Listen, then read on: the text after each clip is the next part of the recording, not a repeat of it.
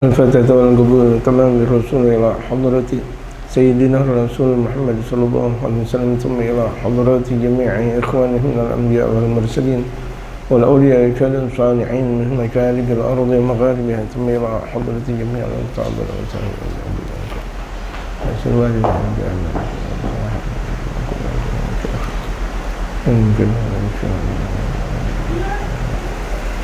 إلى حضرة النبي المصطفى محمد صلى الله عليه وسلم. الفاتحة.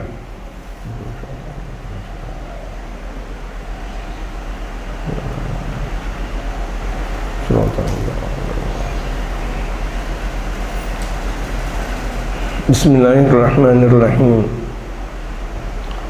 الحمد لله رب العالمين، والصلاة والسلام على أشرف الأنبياء والمرسلين وعلى آله وصحبه أجمعين، أما بعد.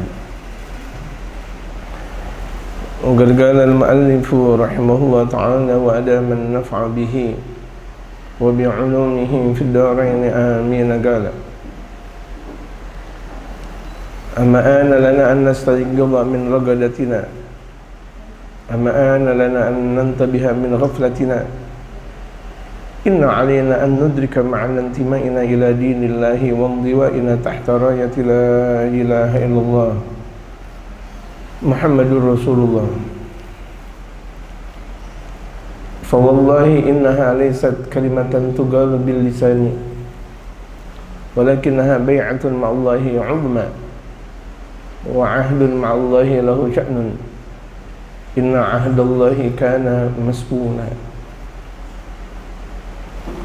Al-Habib Umar dalam kitab Khuluquna di halaman 16 ini beliau mengungkapkan tentang bagaimana kita bangkit dari keterpurukan yang sekarang kita berada, terpuruk dalam agama, terpuruk dalam dunia, terpuruk dalam segala-galanya. Dunia yang diniatkan untuk akhirat, maka jadilah itu akhirat. Terlihat urusan-urusan dunia seperti kerja, mencari nafkah dan sebagainya. Tapi kalau misalnya dia niatkan untuk mencukupkan anak dan istrinya, untuk tidak menjadi pengemis atau peminta-minta dalam kehidupan, jadilah itu ibadah. Dengan niat bekerja untuk memberikan makanan dan sebagainya, dan dalam makannya itu niat untuk memperkuat ibadah, maka jadilah itu ibadah. Ya umat Muhammadin sallallahu alaihi wasallam, wahai umat Nabi Muhammad. Ini khitab langsung dari Al-Habib Umar. Ya umat Muhammadin sallallahu alaihi wasallam, wahai umatnya Nabi besar Muhammad sallallahu alaihi wasallam. Tidak dikhitab kepada yang selain umat Nabi Muhammad, tidak dipedulikan kepada umat selain Nabi Muhammad. Ini khusus untuk umat Nabi Muhammad, umat Islam di timur, barat, utara, selatan, yang berbagai macam warna, tetapi dengan kekuatan la ilaha illallah Muhammadur Rasulullah, itu adalah saudara kita sesama muslim. Amma ana lana an nastayqidha min raqadatina. Sekarang waktunya kita terbangun dari tidurnya kita. Kita udah kebanyakan tidur. Kita udah kebanyakan bermimpi untuk menjadi Islam ini tersebar. Kita sudah banyak bermimpi untuk ikut dalam dakwah di jalan Allah Subhanahu wa taala. Inna arsalnaka syahidan wa mubasysyiran wa da'iyan ilallahi wa sirajan munira. Padahal Allah Subhanahu wa taala memberikan tugas kepada baginda Rasulullah, sesungguhnya kamilah yang telah memberikan, yang mengutus engkau sebagai penyaksi, sebagai saksi, dan sebagai pemberi berita gembira, wa da'iyan ilallah, dan dai, mengajak kebenaran, mengajak kebaikan di tengah-tengah masyarakat, mengajak dakwah di jalan Allah Subhanahu wa taala. Sirajan munira, sebagai pelita yang memberikan penerangan. Kapan kita memberikan penerangan? Kapan kita berdakwah? Sekarang waktunya. Karena sebaik-baik pekerjaan itu adalah tariq khairil wara da'wah ilallahi dawam. Perjalanan sebaik-baik manusia itu adalah dakwah ilallahi dawam, yaitu dakwah di sisi Allah yang dilakukan secara kontinuitas. Amma ana lana an nantabiha min ghaflatina. Mulailah sekarang kita sadar dari lalainya kita. Ayo kita bangun dari lalainya kita. Sadar kita dari kelalaian. Banyak kaum muslimin lalai. Tujuan dia sebagai seorang muslim memberikan pencerahan, memberikan rahmah di mana mereka berada, tapi mereka malah ikut dalam politik praktis yang tidak memberikan aroma rahmah kepada alam.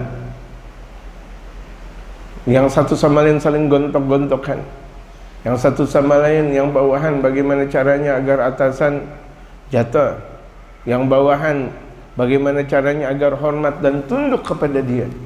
Ini politik-politik model praktis yang seperti itu yang dilarang dalam syariat baginda Nabi besar Muhammad sallallahu alaihi wasallam. Pengakuan bahwa dirinya yang benar, pengakuan bahwa partainya yang benar, dan ini tidak diperkenankan lewat syariat.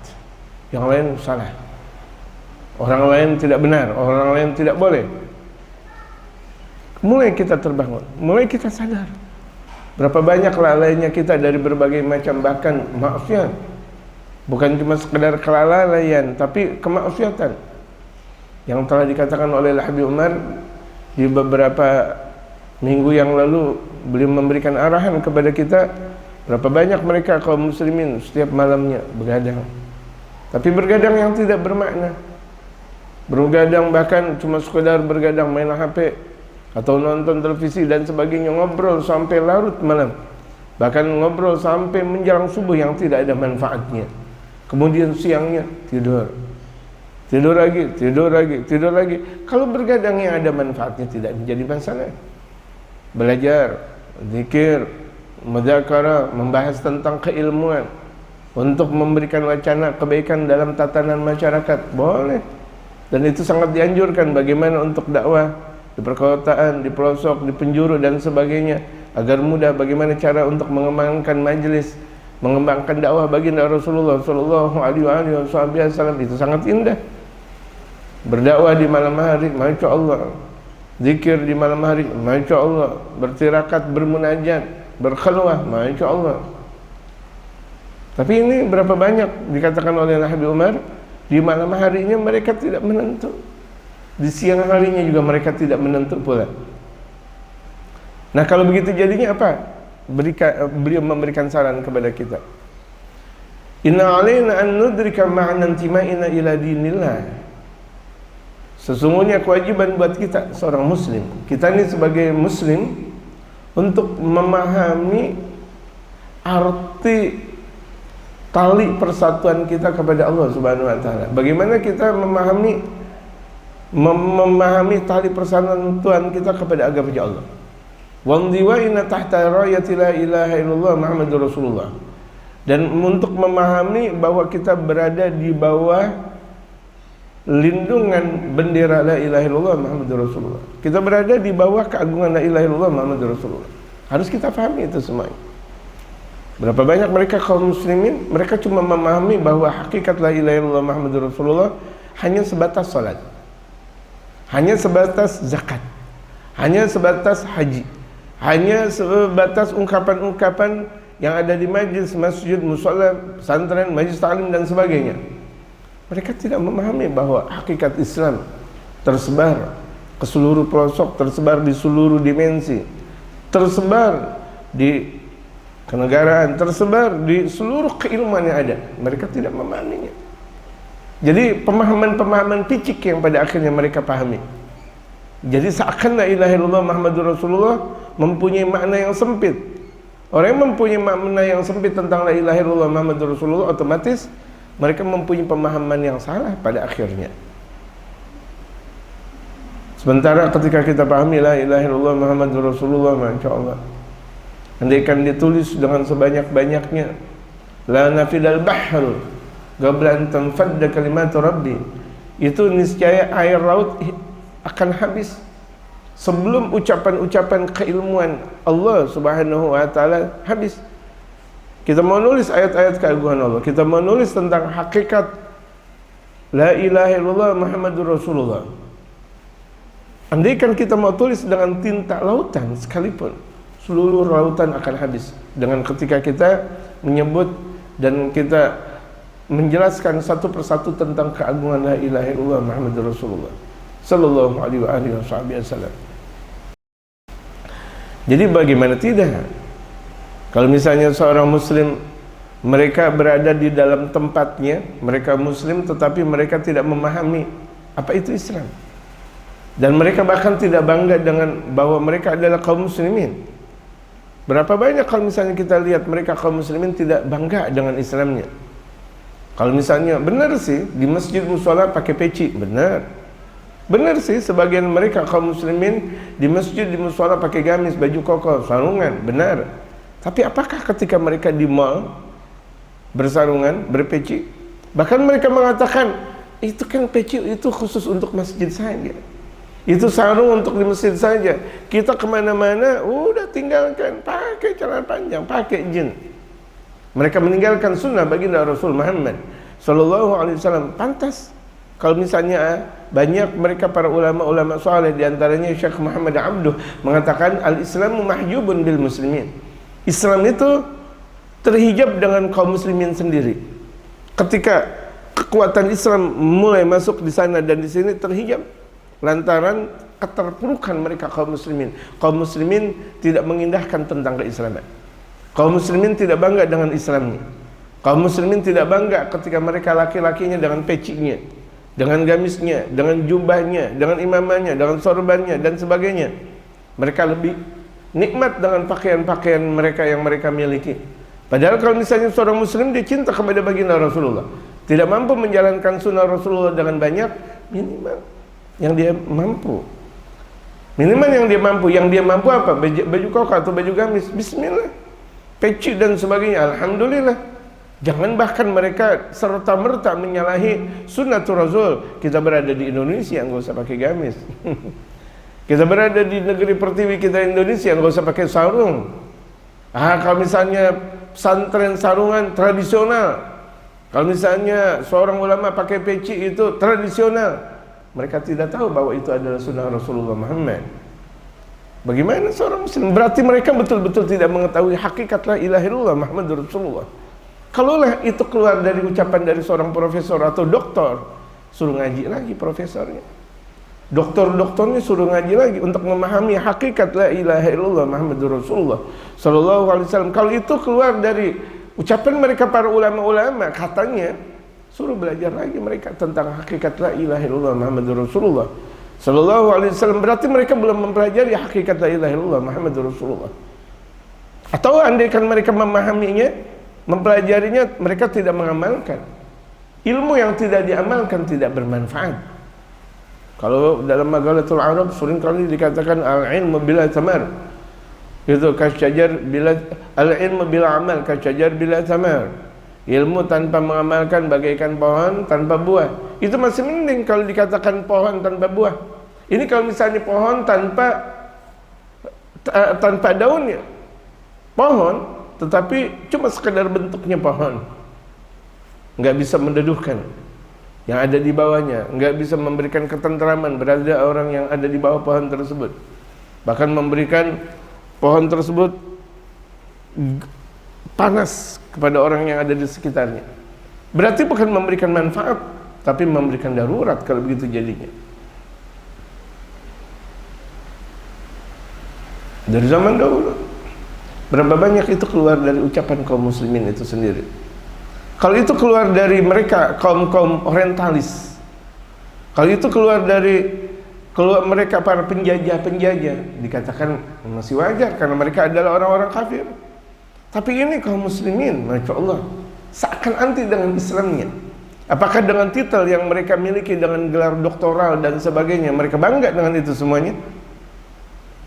Apakah itu yang disebut dengan muslim? benci dengan sunnah baginda Rasul Muhammad sallallahu alaihi wasallam. Kalaulah dikatakan oleh Imam Al-Haddad, orang yang benci dengan sunnah Rasulullah, yukhsha an yamuta bisu'ul khatimah, maka dikhawatirkan dia punya matinya dia dalam keadaan su'ul khatimah. Na'udzubillah min dzalik. Ya Allah biha, ya Allah biha, ya Allah bihusnul khatimah. Kalau tidak mampu menjalankan sunnah Rasulullah, gak perlu untuk menjelek-jelekan sunnah Rasulullah. Kalau kalangan cendekia katanya belum mampu menjalankan sunnah Rasulullah, jangan menjelek-jelekan sunnah Rasulullah. Ilmu dengan banyaknya, pemahaman. Kalau misalnya dalam berkata dengan berbagai macam dalil, tapi kalau misalnya tidak diamalkan, apa makna dari itu semuanya? Diibaratkan kalau misalnya kita mempunyai banyak buah-buahan yang ada, tapi kita tidak makan. Di rumah kita buah-buahan banyak, di rumah kita vitamin banyak, tapi kekurangan buah, tetapi kekurangan vitamin. Allahu Akbar. Sampai pada akhirnya dia menderita, sakit. Ini kan tidak ada manfaatnya kalau begitu jadinya. Diibaratkan bahwa ayam mati di mana? Di lumbung. Ayam mati di lumbung beras. Insyaallah.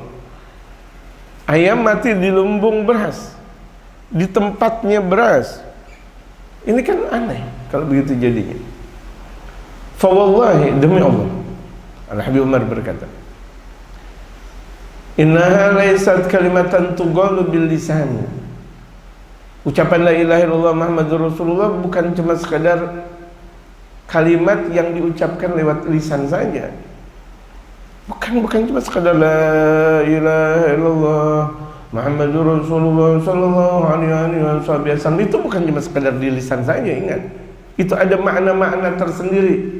Itu ada ungkapan-ungkapan yang memberikan keilmuan dengan banyaknya. Walakinaha bai'atun ma'allahi 'azma. Namun itu dalam kalimat la ilaha illallah Muhammadur Rasulullah ada bai'at kepada Allah dengan agungnya. Bai'at kepada Allah yang sangat agung, bai'atnya besar. Bagaimana kita berbai'at kepada Allah, berjanji kepada Allah Subhanahu wa taala, janji setia. Wa 'ahdun ma'allahi lahu sya'nun. Perjanjian kepada Allah itu merupakan satu urusan yang sangat besar. Inna 'ahdallahi kana mas'ula. Sesungguhnya perjanjian kepada Allah ada pertanggungjawabannya. Mas'ul di sisi Allah. Ada pertanggungjawaban di sisi Allah. Kita berjanji kepada Allah. Kita mengucap la ilaha illallah Muhammadur Rasulullah, la ilaha illallah Muhammadur Rasulullah, la ilaha illallah Muhammadur Rasulullah. Itu baiat kita kepada Allah. Itu janji kita kepada Allah. Apakah tidak ada pertanggungjawaban? Ada. Bukan cuma sekadar ucapan la ilaha illallah, la ilaha illallah, la ilaha illallah, la ilaha illallah, la ilaha illallah, la ilaha illallah. Yang pada akhirnya la ilaha illallah Muhammadur Rasulullah sallallahu alaihi wasallam. Tidak, bukan hanya itu saja. Innaha ta'ani, sesungguhnya kalimat la ilaha illallah Muhammadur Rasulullah itu ketika kita dalami, ta'ani itu akan memberikan al-istiqanah wal khudu', tunduk, patuh dan tunduk kepada Allah. Al-istiqanah wal khudu' lillah, patuh dan tunduk kepada Allah Subhanahu wa taala, patuh dan tunduk kepada Allah. Orang yang mengucap la ilaha illallah Muhammadur Rasulullah, dia bakal tunduk kepada Allah dan Rasulullah seharusnya. Tapi berapa banyak orang yang mengucap la ilaha illallah Muhammadur Rasulullah malah dia ekstremis. Berarti ini pemahaman ekstrim itu bukan dari la ilaha illallah Muhammadur Rasulullah, dari hatinya yang kotor. Dari pemahaman dia tentang la ilaha illallah Muhammadur Rasulullah salah. Dia mempunyai guru, salah. Pemahaman dia salah. Kalau begitu jadinya, tidak ada kata-kata ekstrim dalam Islam. Tidak ada dalam kata-kata Islam ini pemahaman-pemahaman brutal. Tidak pernah ada dan tidak akan dijumpai. Pemahaman Islam tidak pernah dijumpai itu semuanya. Yang ada tunduk, patuh, saleh dia. Kaum perempuannya salehah, takwa dia kepada Allah Subhanahu wa taala, takwa, patuh, tunduk. Apa yang diungkapkan oleh Allah lewat firman-Nya, apa yang diungkapkan oleh baginda Rasulullah lewat sabda-sabdanya, patuh dan tunduk. Apa yang dikatakan oleh mereka para ulama-ulama saleh, dia patuh dan tunduk. Al-istiqanah wal khudu', patuh dan tunduk lillah, kepada Allah, tidak kepada manusia. Itu muslim, tidak kepada manusia. Andaikan kepada manusia itu ada dalilnya. Siapa manusianya? Nabi Muhammad. Naam. Siapa manusianya? Mereka para wali, para ulama, para guru. Naam. Tetapi kalau kepada musuh-musuhnya Allah tidak ada patuh dan tunduk selama-lamanya. Kita tidak pernah patuh dan tunduk kepada musuh-musuhnya Allah Subhanahu wa taala.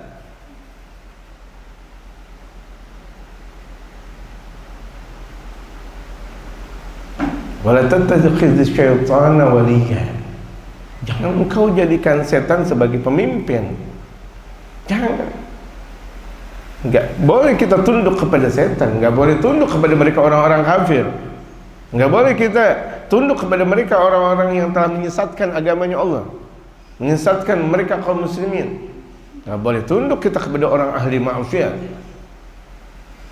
Wala tattakhidz syaitana waliya. Laqad dhalla Rasulullah sallallahu alaihi wasallam yujahidu fi sabiliha a'waman katsiratan. Sungguh Nabi sallallahu alaihi wasallam adalah temannya kana wa akhwatuha. Gitu.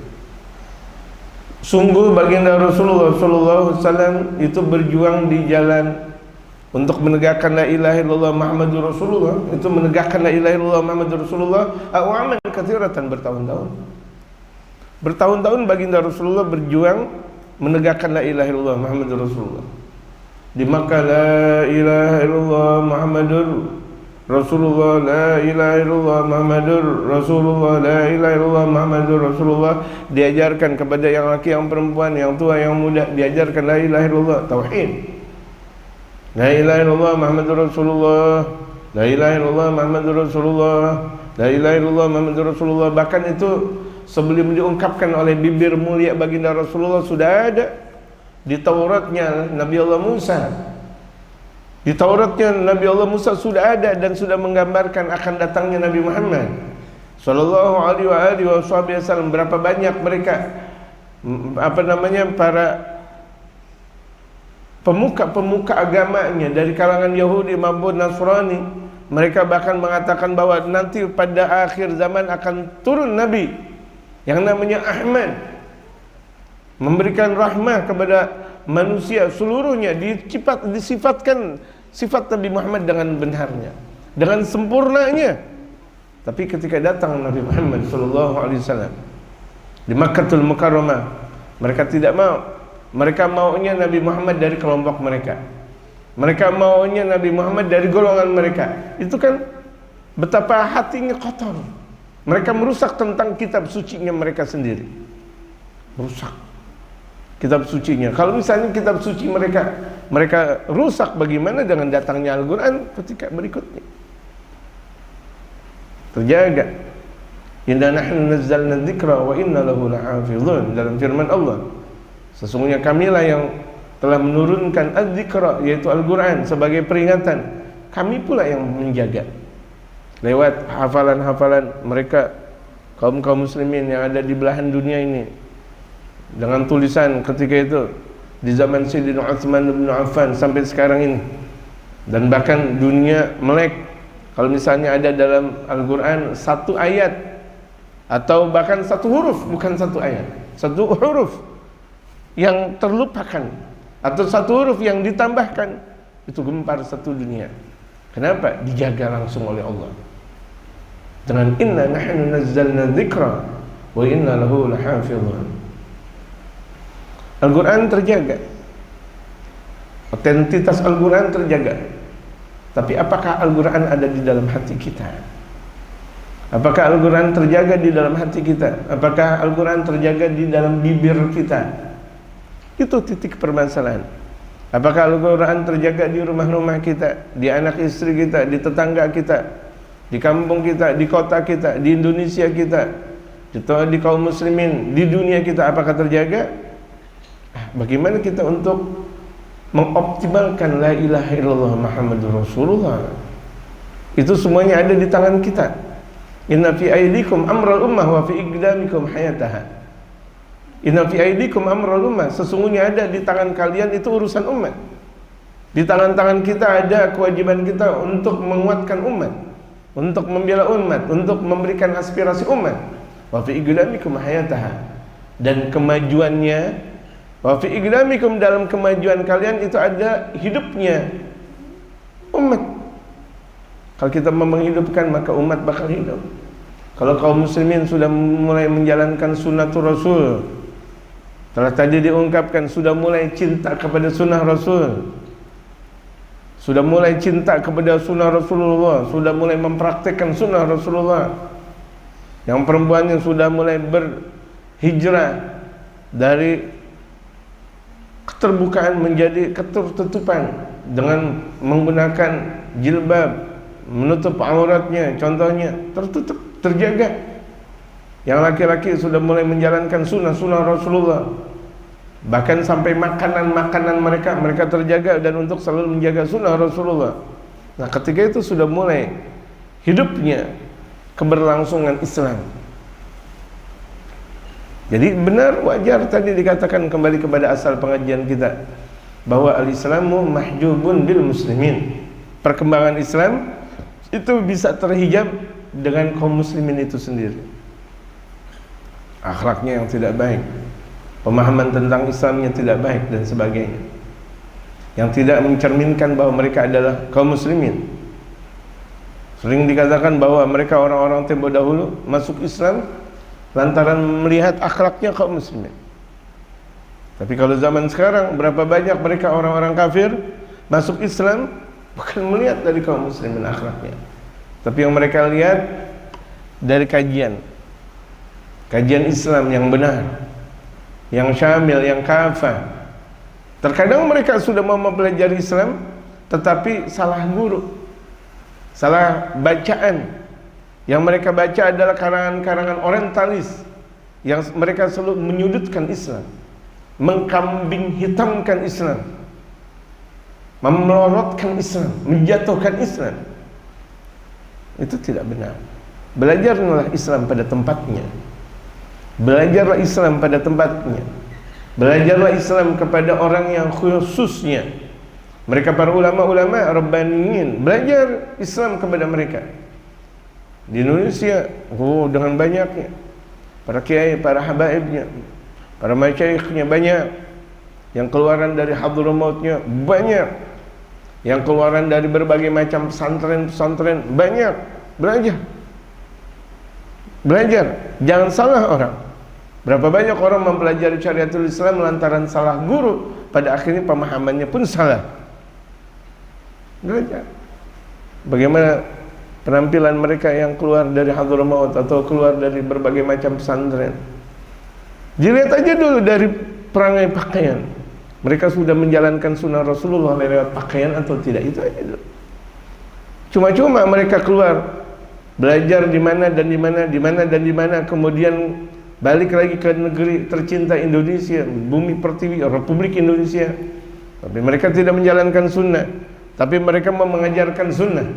Bagaimana mereka mengajarkan sunnah tapi mereka menjauhi dari sunnatul Rasul? Ibarat ada orang mengatakan jangan merokok tapi dia sendiri ngerokok.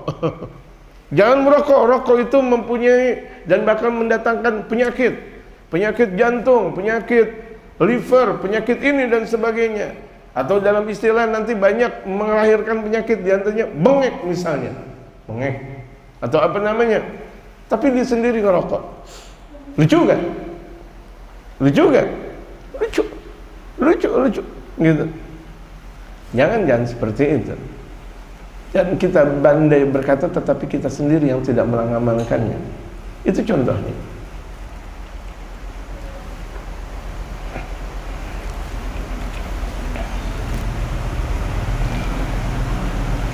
Ya ba'alihi qaumu an yaquluha, namun kaumnya, yaitu kaum baginda Rasulullah, itu enggan untuk mengatakan la ilaha illallah Muhammadur Rasulullah.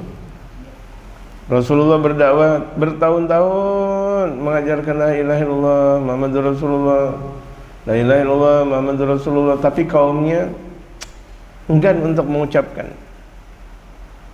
Wa dhallu li ajliha yunasibunahu al-'ada'a, wa dhallu li ajliha yunasibunahu al-'ida'a, dan bahkan mereka lantaran ucapan la ilaha illallah Muhammadur Rasulullah memusuhi Nabi Muhammad. Yunasibunahu al-'ida, memusuhi Nabi Muhammad. memerangi Nabi Muhammad, menjelekin Nabi Muhammad. Law kana kalimatan tugalu lagaluha wa antahatil mas'alatu. Andaikan ucapan tersebut dengan berbagai macam pertanggungjawabannya yang mereka ucapkan, andaikan mereka berkata dengan mereka betul-betul menjalankan tata-tata kerama yang ada di dalam la ilaha illallah Muhammadur Rasulullah, wa antahatil masalah, permasalahan selesai, enggak jadi masalah. Namun walakin al-goma adraku mada ma'aniha wa haqiqata bu'di marmaha. Namun ketika itu mereka memahami makna la ilaha illallah dan hakikat la ilaha illallah jauh dari hakikat yang sebenarnya. Mereka memahami la ilaha illallah Muhammadur Rasulullah tidak sebagaimana hakikat yang sebenarnya. Tidak. Akhirnya mereka memerangi Rasulullah, menjelek-jelekin Rasulullah sallallahu alaihi wasallam. Ini sudah terjadi jemaah sekalian. Ini baginda Rasulullah yang berdakwah tentang la ilaha illallah, masih banyak yang tidak menyukainya. Bagaimana dakwahnya kita?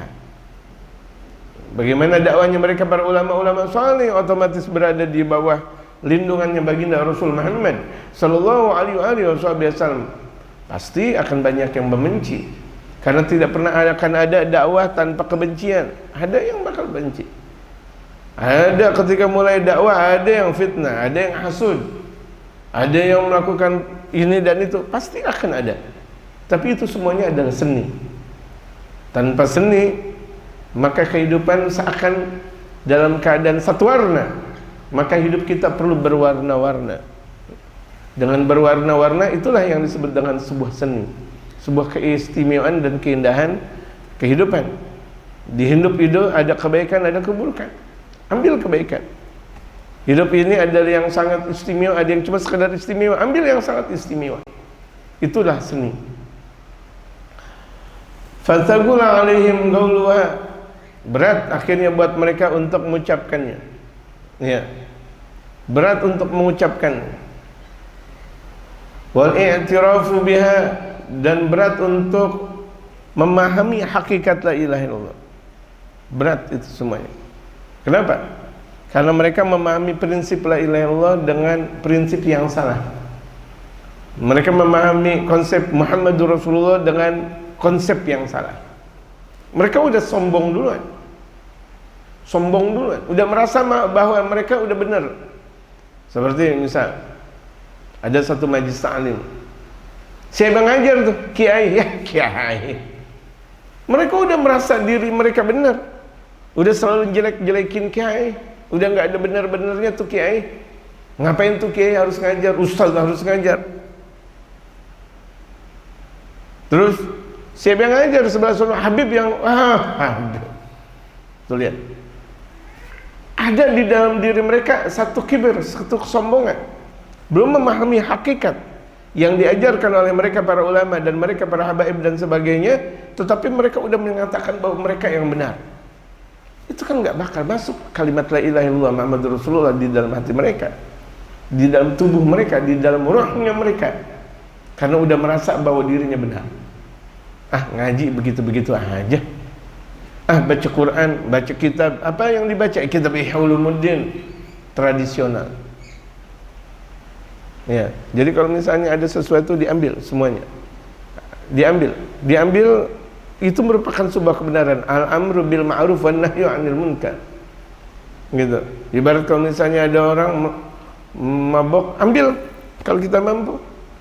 Gitu. Ambil apa orangnya atau ambil barang-barangnya, ambil kalau kita mampu. Kalau kita tidak mampu, berdoa. Gitu. Itu kita harus pahami itu semuanya jamaah sekalian. Pemirsa yang dirahmati oleh Allah Subhanahu wa taala.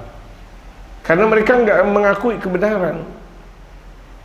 Belum mempelajari Islam, tetapi mereka udah membenci Islam. Belajar dulu. Wahai para pemirsa yang dirahmati oleh Allah, yang selalu mengikuti kajian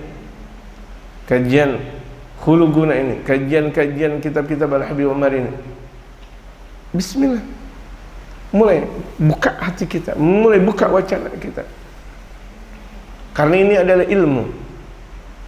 Ketika seseorang merasa bahwa dirinya tidak berilmu, belajar agar dia mendapatkan ilmu.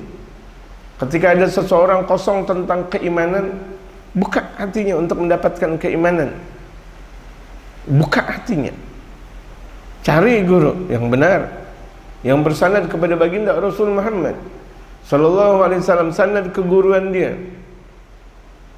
Kepada siapa dia belajar? Kepada Al-Habib Umar. Al-Habib Umar terus belajar kepada gurunya dan gurunya lagi dan gurunya. Dan seluruh orang tahu tentang sanadnya Al-Habib Umar. Guru-gurunya sampai kepada baginda Rasul Muhammad sallallahu alaihi wasallam. Kajian-kajiannya, pemahaman-pemahamannya yang menyejukkan. Semua orang tahu. Dan bahkan seakan-akan kajian-kajian yang diungkapkan oleh mereka para ulama-ulama Hadramaut atau diantaranya Al-Habib Umar dan sebagainya, itu bagaikan siang hari, bagaikan matahari di siang hari. Bagaikan matahari di siang hari. Orang yang kalau misalnya berada di siang hari, dia melihat akan adanya cahaya matahari. Kalau dia tidak melihat cahaya, berarti dia berada di dalam rumah, atau dia mungkin dalam keadaan tidur dan sebagainya. Keluar, di sana ada cahayanya matahari. Belajar, di sana ada petunjuk yang datang dari Allah. Jadi di zaman Rasulullah banyak yang benci, karena udah ada simbol awalnya itu hasud, sombong, merasa bahwa mereka nggak perlu digurui. Mereka adalah orang Quraisy, merasa bahwa nasab mereka paling tinggi. Mereka merasa bahwa nasab mereka, nasab keagungan, nggak boleh dirubah untuk tradisi nenek moyangnya. Itu kan sombong kalau gitu jadinya. Kita merasa bahwa diri kita, nasab kita hebat, nggak mau belajar sama fulan bin fulan. Kenapa? Nasab kita hebat, nggak bakal mendapatkan keilmuan yang seperti itu. Orang mau belajar kemudian dia udah merasa bahwa dirinya alim, bahwa dirinya pintar, nggak bakal dapat dia ilmu, atau minder. Dalam artian dia merasa bahwa dirinya bodoh, kemudian dia nggak mau belajar, nggak punya juga. Jadi orang mencari ilmu, kalau dia sombong dan atau dia minder, dia tidak bakal mendapatkannya. Dia tidak bakal memahami hakikat la ilaha illallah Muhammadur Rasulullah sallallahu alaihi wasallam. Innaha ta'ani, sesungguhnya kalimat la ilaha illallah Muhammadur Rasulullah itu kembali dhamir muannas. Itu innaha, yaitu kalimat la ilaha illallah Muhammadur Rasulullah, ta'ani ad-dukhula fi mabda'in huwa al-islamu wal inqiyadu lil wahidil ahad. Itu dia berada, kalau misalnya dia memahami la ilaha illallah Muhammadur Rasulullah, dia sudah masuk dalam keagungan apa? Al-Islam. Al-Islam dengan artian dia mempunyai pasrah dan totalitas kepada Allah Subhanahu wa taala. Totalitas dia kepada Allah. Dia percaya totalitas kepada Allah, wal inqiyadu, dan dia menyerahkan diri lil wahidil ahad, kepada zat yang maha esa, yang maha tunggal. Masuk dalam area seperti itu. La ilaha illallah, la ilaha illallah, la ilaha illallah, la ilaha illallah. Memang sebelumnya, sebelum dia memahami hakikat itu, dia memperbanyak la ilaha illallah, tahlilnya. Bukan cuma sekedar adanya orang kematian saja, adanya tahlil, tidak. Di waktu banyak, di kapanpun saja dia mengucap la ilaha illallah. Bahkan baginda Rasulullah selalu bergemuruh dengan la ilaha illallah Muhammadur Rasulullah. Sayyidina Abu Bakar As-Siddiq selalu dalam lisannya la ilaha illallah Muhammadur Rasulullah. Bahkan satu waktu kalau misalnya ada di dalam satu komunitas, mereka diam, atau misalnya mereka berbicara agak sedikit keras, atau berbicara sesuatu yang tidak layak, yang dilihat oleh Sayyidina Abu Bakar, kemudian Sayyidina Abu Bakar mengucapkan la ilaha illallah. Maksudnya apa? Agar orang-orang yang ada di sekitar kembali kepada keagungan dan pemahaman la ilaha illallah. La ilaha illallah lagi, la ilaha illallah, la ilaha illallah lagi, la ilaha illallah lagi. Perbanyak dulu ucapkan la ilaha illallah. Berapa banyak ulama-ulama kita, guru-guru kita mengajarkan la ilaha illallah. Halilu la ilaha illallah. Artinya halilu tahlil. La ilaha illallah, halilu la ilaha illallah. Sallu ala Muhammad. Allahumma salli ala Sayyidina Muhammad. Kabbir, Allahu Akbar. Sabbih, subhanallah. Tuh lihat, mereka para ulama saya. Bahkan berapa banyak kalau di jalanan-jalanan kaum muslimin ada bertuliskan la ilaha illallah Muhammadur Rasulullah. Atau bahkan kalau misalnya kita lihat di negerinya sejuta mereka para wali di Hadramaut sana, bukan cuma sekedar di pinggir-pinggir jalan ada bacaan la ilaha illallah, subhanallah, alhamdulillah, la ilaha illallah akbar dan sebagainya. Di pegunungan bertulis la ilaha illallah, dituliskan. Orang naik gunung nulis la ilaha illallah Muhammadur Rasulullah. Kalau kita naik gunung, waduh, untuk cuma sekedar pecinta alam, pecinta alam tapi tidak pecinta Allah. Enggak sholat, enggak zuhur, asar, maghrib, isya dan subuh. Makan sih masya Allah, pecinta alam, tapi enggak pecinta Allah. Sama saja tidak pecinta alam. Kalau pecinta alam, dia cinta kepada sang pencipta alamnya. Waktunya sholat, zuhur, asar, maghrib, isya dan subuh, zikiran apa semuanya. Kan ini tidak. Cuma sekedar yang penting ada satu kepuasan tersendiri untuk naik gunung. Bukan pecinta alam. Kalau orang yang cinta alam berarti dia harus cinta dulu kepada Allah. Orang yang cinta Allah berarti dia cinta kepada alamnya Allah. Orang yang sudah kenal Allah berarti dia kenal kepada alamnya Allah. Orang yang paham kepada keagungan Allah berarti dia paham kepada alamnya Allah Subhanahu wa taala.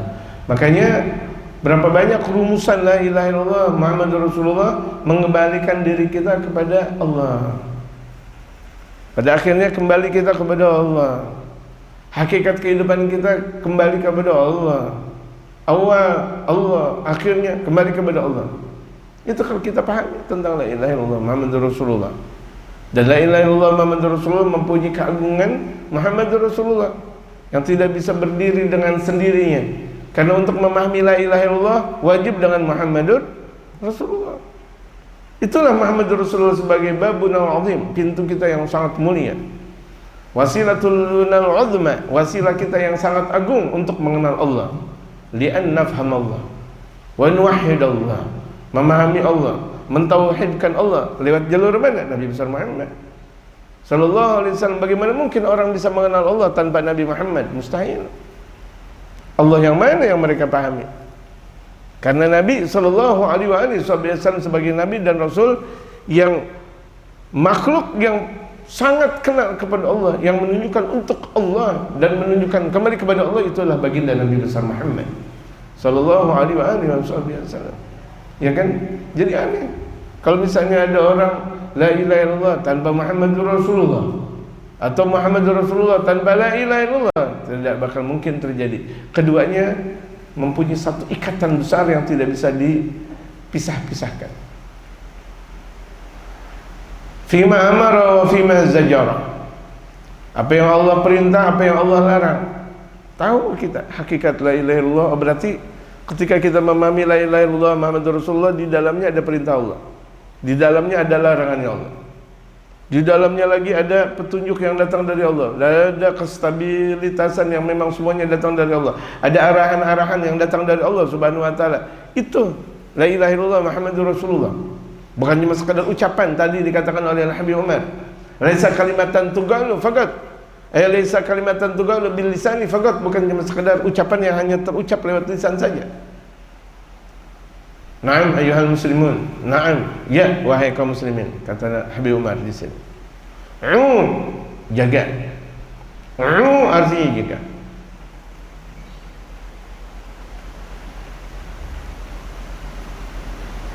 Fil amr wa'a ya'i'u, jagalah mata gulun apa yang kalian katakan.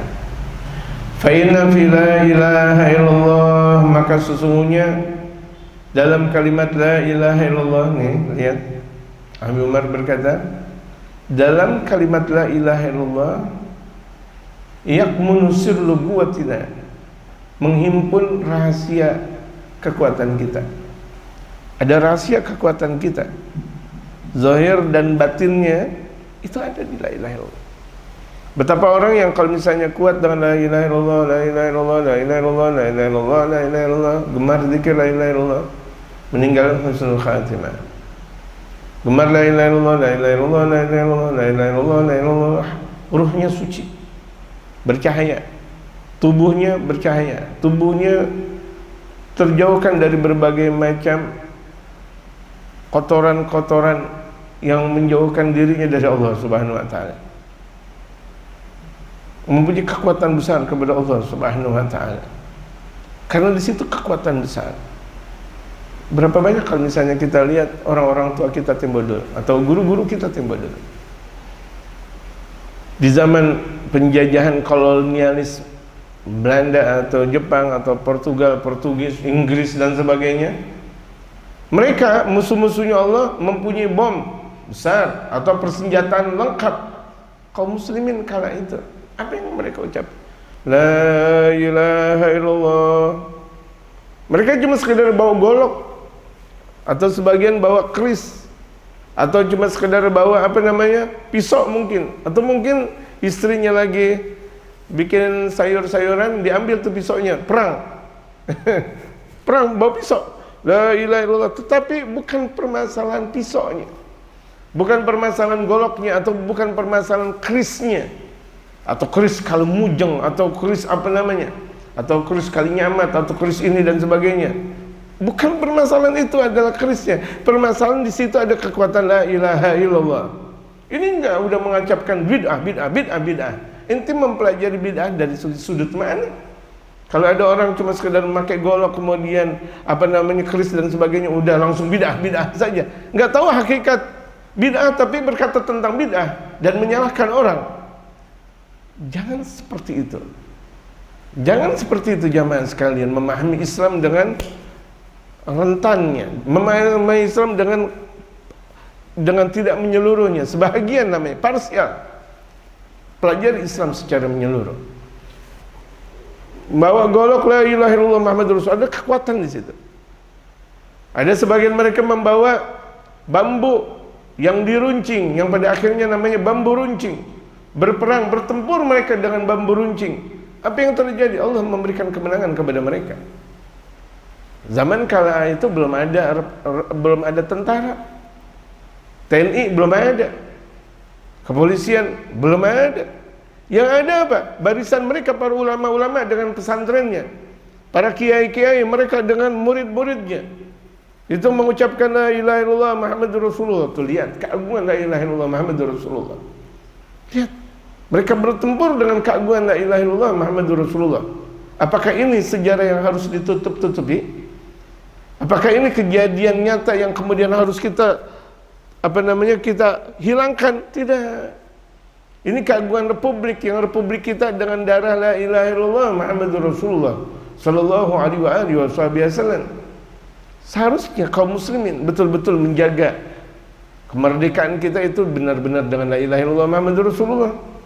Bukan kita lihat di sana dan di sini asik dengan main HP, tertipu dengan HP. Tertipu dengan kegemaran dunia, tertipu dengan urusan-urusan dunianya mereka. Mereka lupa padahal keagungan republik kita ini semuanya dengan kekuatan la ilaha illallah Muhammadur Rasulullah.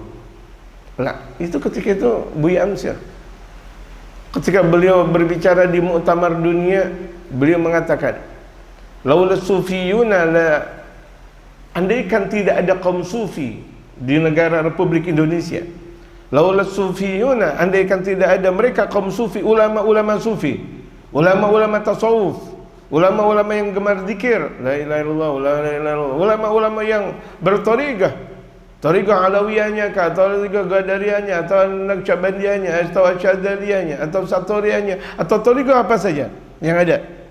Itu baik yang mu'tabar atau yang ghair mu'tabar ketika itu. Itu laula sufiyuna, andaikan tidak ada mereka para ulama-ulama sufi, lama dagal muslimuna halawatal istiqlal. Kaum muslimin tidak bakal merasakan manisnya kemerdekaan di Republik Indonesia. Orang-orang yang ada di Indonesia nggak bakal merasakan republik ini, tidak bakal merasakan kemerdekaan republik, tapi lantaran adanya mereka. Dan ini diungkapkan lewat muktamar dunia oleh Abuya Amsyar, Abuya Kiai Saifuddin Amsyar, masya Allah, semua masya Allah.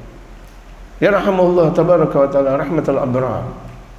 Ini artinya ungkapan dari mereka para ulama yang betul-betul mengarahkan ini baru Republik Indonesia. Bagaimana ketika kita memahami di alam dunia ini? Kita lihat di negaranya para waliullah, Yaman, di Saudi, di di Qatar, di Bahrain, di seluruh negara-negara Islam yang bermayoritaskan muslimin, atau yang dimana di situ ada kaum musliminnya. Lihat betapa berkahnya ucapan-ucapan la ilaha illallah Muhammadur Rasulullah sallallahu alaihi wasallam. Wa ruhu 'azamatina. Ucapan la ilaha illallah Muhammadur Rasulullah itu adalah ruh keagungan kita, agungnya kita. Orang yang tidak membaca la ilaha illallah jatuh dia. Tidak agung. Kebalikan tidak agung berarti dia jatuh. Dia berada dalam hamparan keburukan, dia berada di dalam hamparan hal-hal yang menjijikkan bahkan. Enggak pernah zikir la ilaha illallah, enggak pernah la ilaha illallah Muhammadur Rasulullah. Apa yang dibaca? Apa yang dibaca?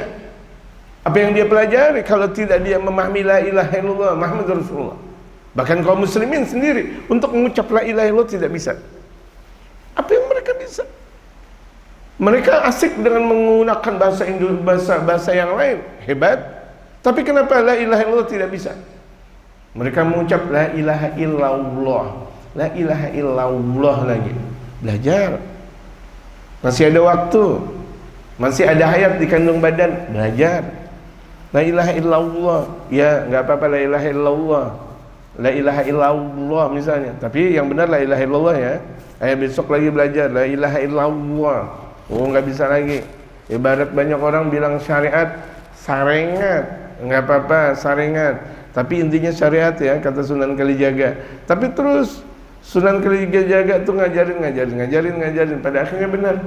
Sama kita juga begitu jamaah. Pemirsa yang dirahmati oleh Allah Subhanahu Wa Taala, boleh jadi orang tidak memahami, tapi kan pada akhirnya mereka paham. Jangan mentang-mentang tidak mereka paham, kemudian habis itu kita tinggalkan kewajiban kita. Dakwah. Nah ini keagungan kita tuh. Keagungan untuk menyebarkan la ilaha illallah. Sebar la ilaha illallah Muhammadur Rasulullah. Lewat Nabawi kita, Nabawi TV kita ini. Kemudian sampai terus dengan pengajian kita, dengan simposium atau apa berbagai macam apapun bentuknya. Pengajian besar atau kecil. Itu semuanya ada di bawah lindungan la ilaha illallah Muhammadur Rasulullah. Ruh keagungan kita. Orang yang kalau enggak asik dengan la ilaha illallah berarti dia enggak pernah memperbanyak la ilaha illallah. Ada kan terkadang ada orang kalau lagi zikiran atau ziarah, misal ziarah ke kubur mereka para aulia, para ulama, ada orang mau main cepat-cepat aja la ilaha illallah, la ilaha illallah, la ilaha illallah, la ilaha illallah, hitungan bilangan 33 selesai. Ada orang bagaimana mau selesai? Ini bibir masih asik untuk mengucap la ilaha illallah. Ini hati masih enak untuk mengucap la ilaha illallah. Enggak tega dia membaca la ilaha illallah cuma 33 kali. Banyak banget. Dalam sehari la ilaha illallah, bahkan tidurnya la ilaha illallah. Sebelum tidur dia la ilaha illallah, la ilaha illallah, la ilaha illallah, la ilaha, sampai dia mungkin masuk dalam dunia tidurnya tek la ilaha illallah. Bangun tidur yang dia ucapkan la ilaha illallah. Masya Allah, la ilaha illallah, la ilaha illallah. Terus dia lihat ucapan seorang muslim. Lihat aja ucapan seorang muslim. Kalau dia betul-betul gemar dengan la ilaha illallah, kagetnya aja la ilaha illallah, la ilaha illallah. Berapa banyak perempuan-perempuan kita kaget yang dia baca, yang dia ucapkan, menyeramkan. Yang dia ucapkan menyeramkan, sangat-sangat menyeramkan. Ini naudzubillah min dzalik. Muslim la ilaha illallah, muslimah la ilaha illallah. Yang diucapkan la ilaha illallah, sampai ucapkan kagetnya aja dah la ilaha illallah seharusnya. Inna taharrul kamilu min kulli istikanatin wa khudu'in li ghairil khaliq subhanahu. Sesungguhnya kalimat la ilaha illallah itu adalah kemerdekaan yang sempurna dari berbagai macam bentuk ketundukan dan ketaatan kepada selain Allah. Tidak ada tunduk kepada selain Allah. Tidak ada taat kepada selain Allah. La ta'ata li makhluqin fi ma'siyatil khaliq. Tidak boleh taat dalam berbuat maksiat, tidak ada taat kepada makhluk dalam berbuat maksiat kepada Allah. Istri disuruh sama suaminya buka jilbab, enggak boleh taat sama suami. Istri keluar pakai baju you can kelihatan ketiak-ketiaknya. Nauzubillah min dzalik. Belum pula di apa namanya, ditarik rambutnya, dicukur, ditarik lagi. Masya Allah, menyeramkan. Suami nyuruh pakai baju you can see doang, kan harus taat sama suami. Suami yang nggak benar nggak boleh taati. Istri disuruh sama suaminya, udahlah bu, sore main volley. Waduh, terus gimana? Udah pakai celana pendek. Kita berada di zaman milenial. Mau milenial, mau zaman apa namanya, gigi apa namanya, apa semuanya, atau apa zaman apa namanya, kuda gigit besi sekalipun, mau zaman, semuanya itu adalah zamannya Allah. Agamanya Allah, Islam. Syariatnya la ilaha illallah Muhammadur Rasulullah. Semuanya ikut taat la ilaha illallah Muhammadur Rasulullah. Mau zaman apapun itu namanya la ilaha illallah Muhammadur Rasulullah. Setelah baginda Rasulullah menjabat sebagai Nabi dan Rasul sallallahu alaihi wasallam, itu disuruh main bola. Udahlah, ini apa semuanya, istrinya disuruh ini dan itu, ini dan itu, ini dan itu. Harus taat sama suami. Suami mana yang harus ditaati? Suami melarang ngaji, ngelarang sana sini, enggak boleh, tapi sendirinya enggak ngajarin ngaji.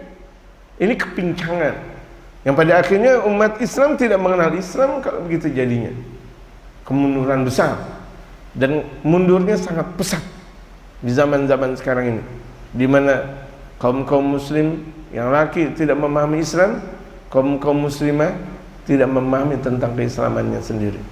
Tadi bahkan dikatakan malu dengan Islam. Menyedihkan. Ini membuat Nabi Muhammad sedih, membuat Nabi Muhammad nangis, di mana kaum muslimin benci kepada Islam. Malu pakai peci, malu pakai jilbab, malu bawa Al-Quranul Karim. Di jalan-jalan mereka malu untuk membawa Al-Quran, atau malu untuk membawa kitab-kitab kuning. Kalau membawa dompet dengan hebat, motor, mobil, atau membawa baju, waduh luar biasa, baju berbagai macam pernak-perniknya, mereka bangga. Tapi mereka nggak pernah bangga dengan keislamannya. Membuat Nabi Muhammad nangis hal seperti itu. Wallahu a'lam. Ditandain berikutnya. Al-Fatihah wal qabul tamam min Rasulillah hadratin sayyidina hadratin Nabi Al-Fatihah. Alhamdulillah ghafurin lil amdi lil ghururi wal farti fil umuri wa hamagatil huburi wa salatullah dawama wa salamuhu tamama ala man yaji mama wa li anbiya khitama wa ala al-anil kirami wa sabika al-nujumi fi qudwatil marami lil-urbi wal-a'jami ya Rabbana i'tarafna bi'annana iqtarafna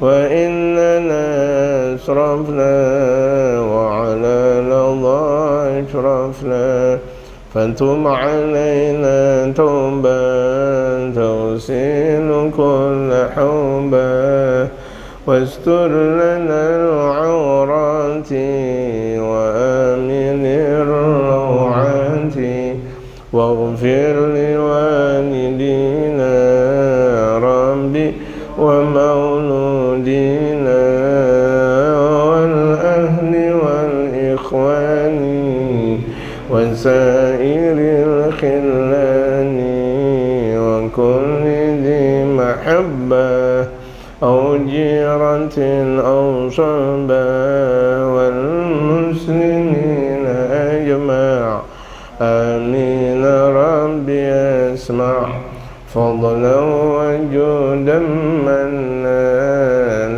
باكتساب منا بالمصطفى الرسول نحظى بكل سن صلى وسلم ربي عليه عند الحب وآله وصحبه عدد طرش صبي والحمد لله في البدء والتناهي.